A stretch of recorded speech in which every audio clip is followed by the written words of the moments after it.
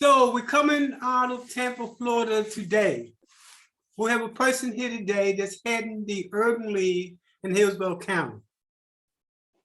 Share with us who you are and what does the Urban League do and who is the Urban League? Again, my name is Stanley G, and I'm with the Urban League of Hillsborough County. The Urban League, if you could try to sum it up in one thing, its main focus is to bring or assist with the attainment of economic equity for the African-American and minority communities. It does it through a couple ways. One is academically, or education, employment, medical, justice, and housing. These are the areas that we focus in on. We're a revitalized organization, and we're focusing on basically two things. One is economic development, that is with employment through jobs that pay at a minimum living wage, and the other is more strategic, and that is with education. We have a real focus on STEM education for elementary and middle school kids. As I said, we're a new organization, and when we can't do everything right now, for one is manpower, volunteers, and then funds, we've decided to focus in on two things, and that's what we're doing right now. So Stan, you got a perspective. You've been around for a long time. There are so many challenges that's facing the African-American community. What would you say is the top 3 challenges facing African-American communities here in the United States? I'd say one is healthcare. And when I'm saying healthcare, I'm talking about mental, dental, as well as physical. The other thing is, the next thing is it's a result, but it's a result of several factors, but it's still an issue. That is adequate housing. And then the last is, and there's reasons why we don't have it, and there's reasons why it's slowed down, but that is the will to participate in the quote unquote American dream, or the will to better yourself. To me, those are the 3 things. So Stan, seriously, is the American dream becoming a pipeline? I mean, a pipe dream or dream? What's the pipe dream? I think the American dream, there's no one American dream. And I really mean that. I think that there are different dreams for different socioeconomic classes, but there is no one American dream. And the reason why I say that is the American dream states or is dependent upon freedom, equity, and justice for all. And unfortunately, that's not the case in our nation right now. Stan, we could lose the White House, we could lose the Congress. How does the Urban League prepare itself just in case there's a dominant party, the Republicans? How do you act? How do you operate in that environment? There's 2 things. One is if you look at the history of the Urban League here, I believe, and this is my opinion, that it went out of business because it was too dependent upon government funds to operate its programs. So one of the things that we're trying to do, and again, like I said, we're really like juveniles, but we're not out of puberty yet. So what we've done is that we don't want to be dependent on government funds, because when that happens, you're caught up in the procurement process, et cetera, et cetera, et cetera.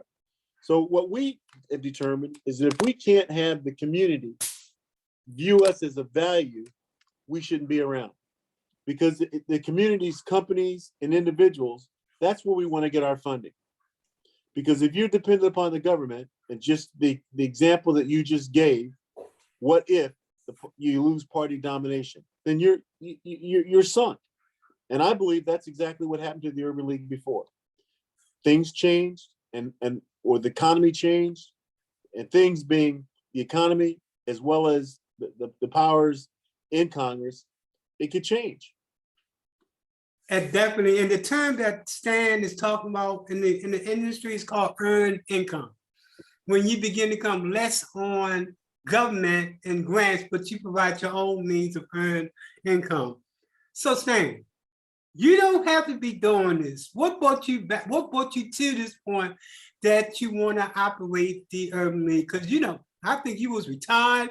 You could have gone on and probably gone to the Bahamas and everything. So tell us about your heart and your passion and why you decided to head the Urban League.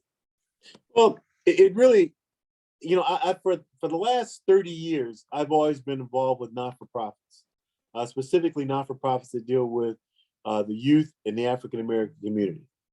I've just been doing that. I ran for school board unsuccessfully a couple years back, and I ran with a purpose. Unfortunately, my purpose is not popular with a lot of people because I'm really not trying to acquire friends or gain presence or prominence. I had a focus on fixing certain things. One is that I thought that our bureaucracy was too heavy in the school system. I also believe that we don't have our best teachers where we have more to gain. And so these are issues that really concern me. Well, when I started looking at the state of my community, I'm saying, there's a lot of not-for-profits that are doing a lot of good things.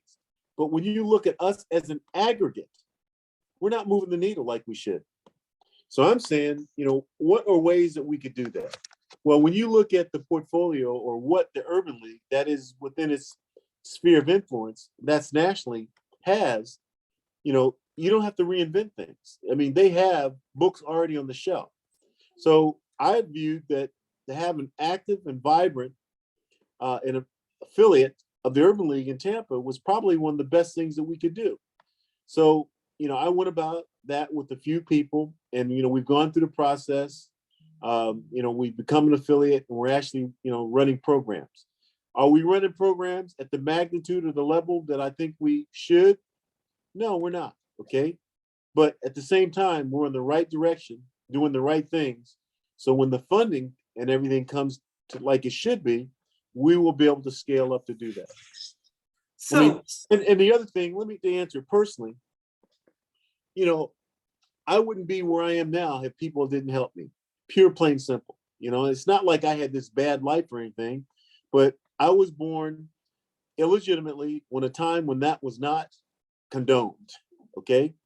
And I lived in what I call the Black people's foster care system for the first 5 years of my life. That is from friends to relatives, et cetera, until I was adopted. So I owe a great debt. So I see where your passion comes from. If you could look in the future, 5 years down the road, where is the Urban League in 5 years? Well, I'd probably say that we'd have close to 1,000 members. We would be operating programs in all of the areas that I mentioned earlier. Okay, education, employment, healthcare, with an emphasis on mental, dental, then physical, housing, and judicial. And I would say if it was up to me, at least 70% of our membership would be between the ages of 25 and 50. Excellent. So Stan, I lied. I said that was the last question, but I have one more question. For any entities that are in any cities, any counties, any rural areas that wants to start up an Urban League, what are 3 things they shouldn't do as they begin to come on board to start an Urban League in that particular jurisdiction? Well, the first thing you have to do is you have to substantiate that there's a need, okay? And you have to do a community assessment. And it's a pretty detailed process. You can pay somebody to do it, and you'd probably pay anywhere between $15,000 and $25,000, or you could just roll your sleeves up and do it yourself. And we did the roll your sleeves up and did it ourselves. So you have to validate the. Just one question, because a lot of people don't know what a need assessment is. Would you tell folks what a need assessment is and what it's done for?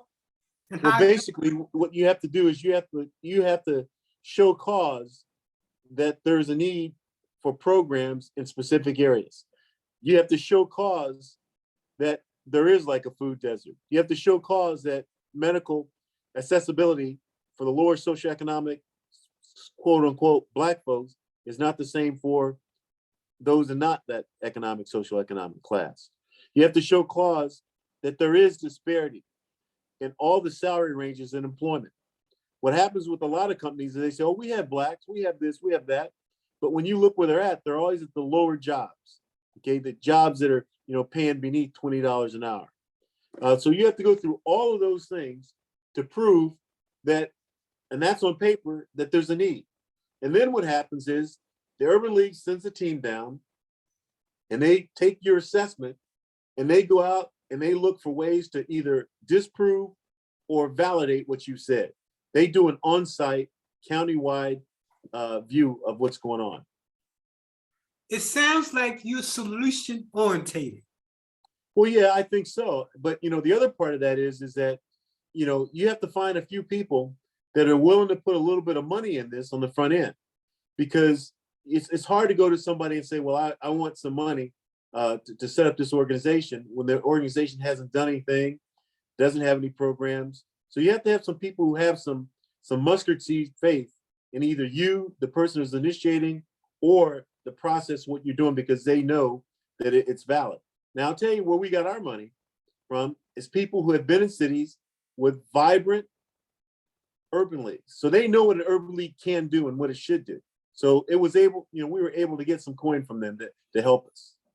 Well, I think, and I support what you're saying, because at the end of the day, if you don't have organizations like the Urban League that bring about, and listen to what I'm saying, folks, that's out there, infrastructure, not this program, but infrastructure. And that's what the Urban League does. And I hope that, and I encourage everybody that's listening to this, especially if you're in Hillsborough County, you need to join the Urban League. Any final words before we go into our meeting stand? Well, as I said, we're kind of a juvenile organization, but not out of puberty. We're actually going to have a gala March the 4th. And it's not going to be like a typical gala where you buy a table and everybody sits down and they look at each other and they talk to the people that they came with. No.